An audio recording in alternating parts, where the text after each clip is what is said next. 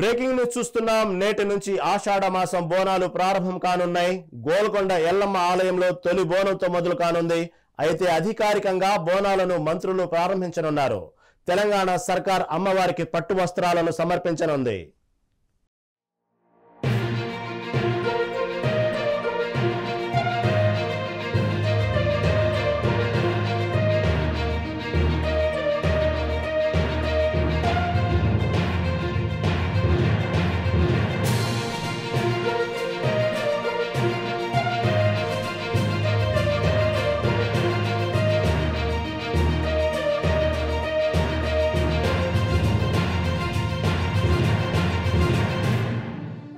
నేటి నుంచి ఆషాఢ మాసం బోనాలు ప్రారంభం కానున్నాయి.